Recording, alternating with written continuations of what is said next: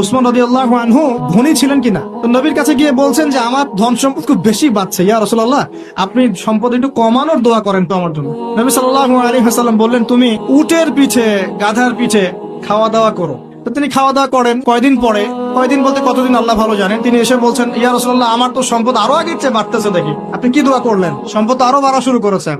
তখন তিনি বলছেন যে তুমি যখন খাও তখন তোমার হাত থেকে যদি খাবার পড়ে যায় তুমি কি করো? তিনি বলেছেন, আমি আমার হাত থেকে খাবার যদি পড়ে যায়, একটা দানাও যদি পড়ে যায়, আমি উটের পিঠ থেকে নেমে সেই খাবারটাকে তুলে পরিষ্কার করে তারপর খাই। এই যে আমল, তো নবীজি বলছেন যে তোমার আমল যদি এমনই হয় তাহলে তোমাকে আল্লাহ পাক সম্পদ দিবে না, কাকে সম্পদ দিবে? তুমি আল্লাহ পাকের যে সম্পদ, রিজিকের যে শুকরিয়া আদায় করো, কৃতজ্ঞতা প্রকাশ করো যে আল্লাহ আমাকে ভালোবেসে রিজিকটা দিয়েছেন, আমার হাত থেকে পড়ে গেছে, আমি তুলে খাই। এই যে আল্লাহ পাকের নেয়ামতের প্রতি তোমার যে শ্রদ্ধা, সম্মান, এর এর এর শুকরিয়া স্বরূপে আল্লাহ পাক তোমাকে এরকম সচ্ছল বানাই দিচ্ছেন, আপনি কিছু করার নাই।